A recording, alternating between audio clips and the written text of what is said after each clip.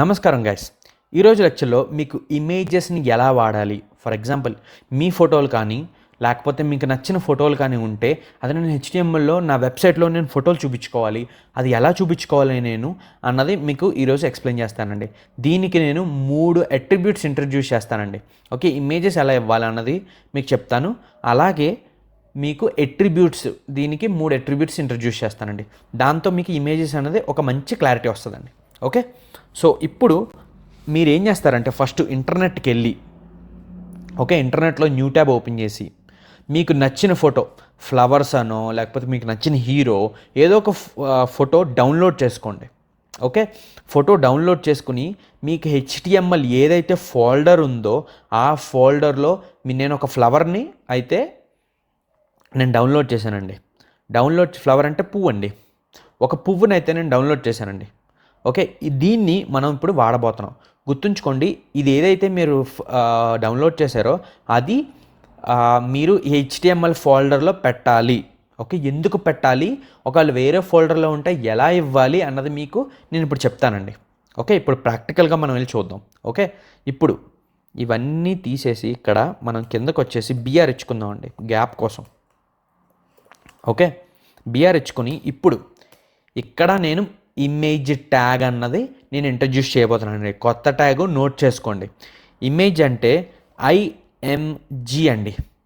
Tag పేరు ఏంటంటే IMG. గుర్తుంచుకోండి, దీనికి క్లోజింగ్ ఉండదండి. ఓకే, మీకు క్లోజింగ్ ఉండనివి 3 చెప్పానండి. ఒకటి వచ్చేసి బిఆర్, ఇంకోటి వచ్చేసి హెచ్ఆర్, ఓకే, థర్డ్ వచ్చేసి ఐఎంజీ. వీటికి క్లోజింగ్ ట్యాగ్స్ ఉండవు. గుర్తుంచుకోండి, క్లోజింగ్ ట్యాగ్స్ ఉండవు. బట్ దీనికి అట్రిబ్యూట్స్ ఉంటాయండి. ఇప్పుడు ఇమేజ్ ఐఎంజీ అని ఇచ్చాము, ఓపెనింగ్ ట్యాగ్తో ఇచ్చాము, అవునా? ఇప్పుడు ఐఎంజీలో మనకి ఏదైతే ఇమేజ్ ఉందో దాన్ని ఇచ్చుకోవాలంటే ఎలా ఇచ్చుకోవాలి సార్ అంటే ఇప్పుడు ఎస్ఆర్సి అన్నది వాడాలండి మీరు. ఎస్ఆర్సి ఈజ్ ఈక్వల్ టు మనకి అట్రిబ్యూట్స్ అన్నవి ఎప్పుడైనా సరే కామన్, ఇది ఒక అట్రిబ్యూట్ అండి.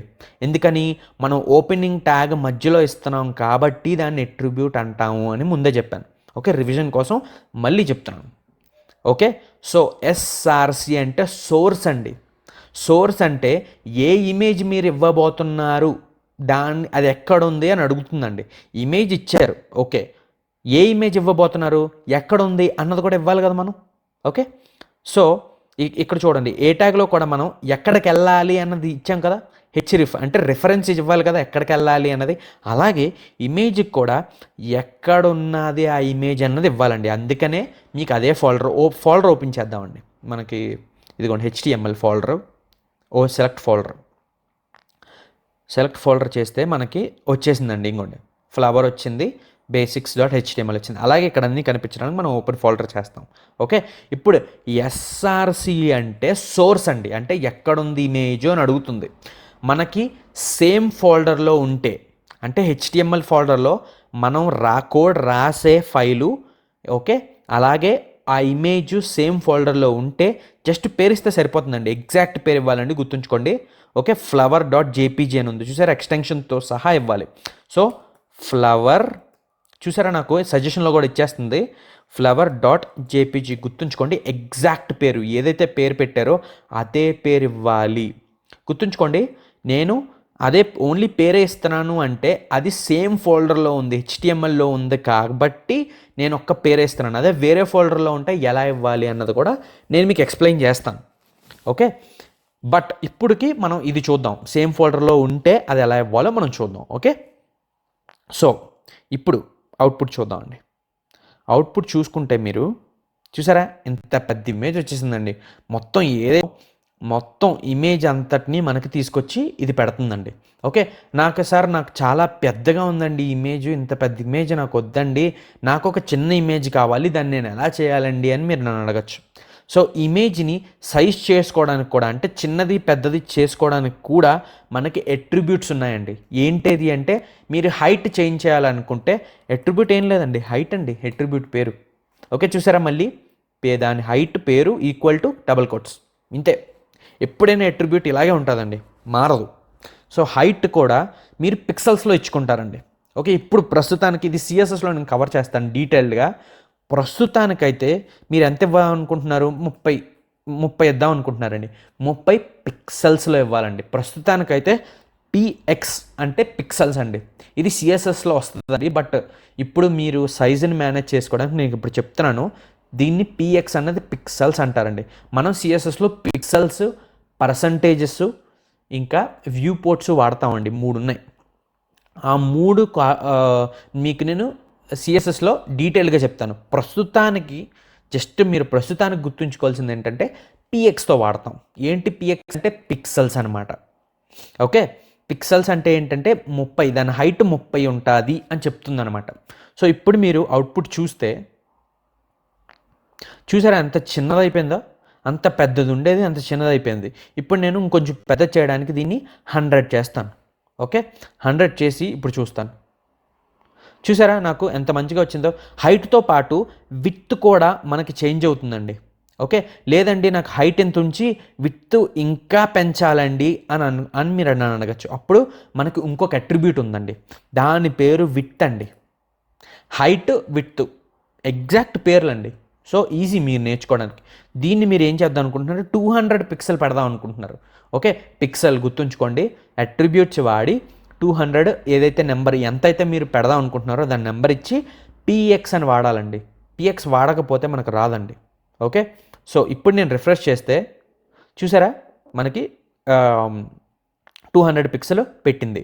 బట్ మనం హైట్ వాడితే విడ్త్ వాడాల్సిన అవసరం లేదు, విడ్త్ వాడితే హైట్ వాడాల్సిన అవసరం లేదండి. ఎందుకు లేదు అంటే మన బ్రౌజర్ ఏం చేస్తుందంటే మీరు హైట్ సెట్ చేసినప్పుడు ఆటోమేటిక్గా విడ్త్ సెట్ చేసుకుంటుంది. గుర్తుంచుకోండి. ఎందుకంటే ఇక్కడ మనకి పిక్చర్ ఎలా ఉందండి? కొంచెం సాగదీసేసినట్లేదు. ఆ సాగదీసేదాన్ని తొలగించడానికి, అంటే సాగదీసినాన్ని అవాయిడ్ చేయడానికి మన బ్రౌజర్ ఏం చేస్తుందంటే హైట్ పెడితే ఆటోమేటిక్గా విడ్త్ క్యాలిక్యులేట్ చేసుకుని పెట్టేసుకుంటుందండి. ఫర్ ఎగ్జాంపుల్ నేను ఇప్పుడు హైట్ తీసేస్తానండి. ఇందాక నేను హైట్ పెట్టాను కదా, ఇప్పుడు హైట్ తీసేస్తాను, జస్ట్ విడ్త్ పెట్టాను. సో ఆటోమేటిక్గా మీరు ఇక్కడ నేను రిఫ్రెష్ చేసినప్పుడు చూడండి హైట్ అనేది అడ్జస్ట్ అయిపోతుంది.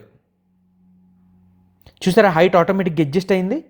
సో హైట్ బట్టి విడ్త్ బట్టి హైట్ ఆటోమేటిక్గా అడ్జస్ట్ చేసుకుంటుందండి. సో మీరు ఒక్క హైట్ ఇస్తే సరిపోతుంది, లేకపోతే విడ్త్ ఇస్తే సరిపోతుంది. ఓకే, సో ఆ రెండిట్లో ఏది ఒకటి ఇచ్చినా సరిపోతుందండి, రెండు ఇవ్వాల్సిన అవసరం లేదు. ఓకే, సో ఇప్పుడు మీరు ఏం నేర్చుకున్నారు? దీని యొక్క అట్రిబ్యూట్స్ నేర్చుకున్నారు. ఇప్పుడు ఈ ఫ్లవర్ అన్నది వేరే ఫోల్డర్లో ఉందండి, ఇక్కడ లేదు, సేమ్ ఫోల్డర్లో లేదు. అప్పుడు ఎలా ఇవ్వాలి అన్నది నేను మీకు చెప్తానండి. ఓకే, సో ఇప్పుడు ఫర్ ఎగ్జాంపుల్ హెచ్టిఎంఎల్కి వచ్చాం. ఇక్కడ నేను ఒక ఫోల్డర్ క్రియేట్ చేస్తానండి. న్యూ ఫోల్డర్ క్రియేట్ చేసి ఇక్కడ ఇమేజెస్ అని ఇచ్చుకుంటానండి. ఇమేజెస్ ఇచ్చుకుని నాకేంటంటే చాలా ఇమేజెస్ ఉంటాయండి, నాకు అన్ని ఇమేజెస్ నేను ఈ ఫోల్డర్లో పెట్టుకుంటానంటే ఈ ఏదైతే ఫ్లవర్ ఉందో ఈ ఇమేజెస్లో పడేయండి తీసుకెళ్ళి.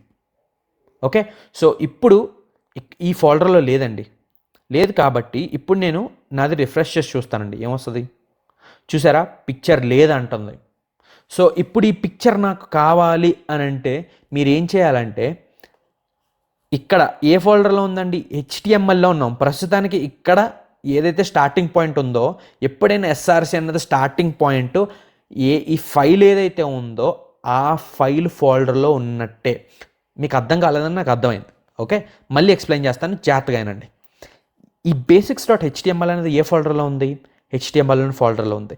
సో ఇక్కడ ఎస్ఆర్సి అన్నది ఆ ఫోల్డర్ నుంచే స్టార్ట్ అవుతుంది. సో హెచ్టిఎంఎల్లో ఉన్నారు మీరు, అవునా?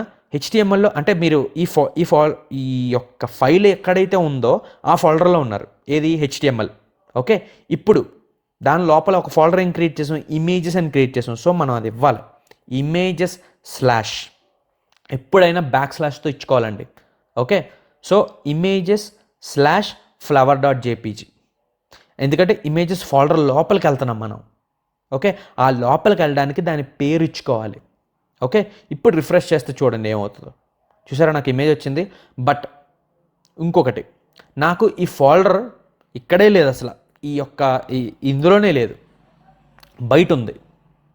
బయట ఎక్కడో ఉంది. అంటే ఎక్కడో అంటే నేను ప్రస్తుతానికి నా యొక్క డాక్యుమెంట్స్లో పెడుతున్నానండి. డాక్యుమెంట్స్లో హెచ్టిఎంఎల్కి బయట పెడుతున్నాను ఇమేజెస్ అన్నది. ఓకే, ఇక్కడ మీరు చూసుకుంటే పేస్ట్ చేశాను, ఇక్కడ మీరు చూసుకుంటే బయట ఉంది, అసలు HTML అనే ఫోల్డర్లోనే లేదు. అప్పుడు ఎలా ఇచ్చుకోవాలి అన్నది కూడా మీకు నేర్పిస్తాను.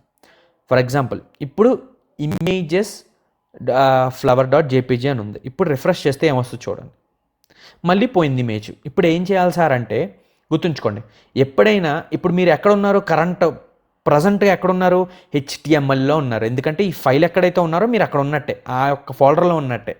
ఓకే, ఇప్పుడు మీరు వెనక్కి వెళ్ళాలంటే ఒక ఫోల్డర్ ముందుకు వెళ్ళాలంటే ఆ ఫోల్డర్ పేరు ఇచ్చుకుంటున్నారు, అవునా? ఇప్పుడు ఈ ఫోల్డర్ బయటికి రావాలంటే వెనక్కి వెళ్ళాలి.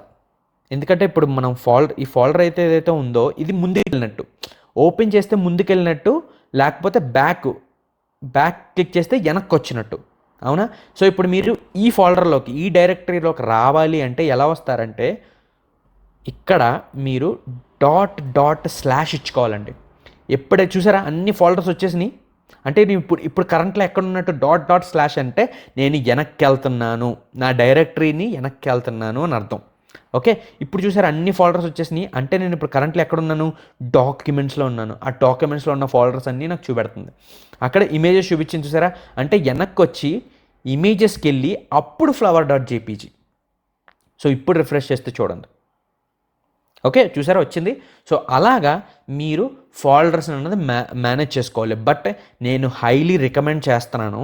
ఏం రికమెండ్ చేస్తున్నానంటే, బయట అక్కడ పెట్టద్దండి. ఓకే, ఎప్పుడైతే ఏదైతే ఫోల్డర్లో మీరు పని చేసుకుంటున్నారో ఆ ఫోల్డర్లో కావాలంటే ఇలాగా ఇమేజెస్ అని ఇచ్చుకోండి. ఓకే, ఇమేజెస్ అని ఒక ఫోల్డర్ ఇచ్చుకొని,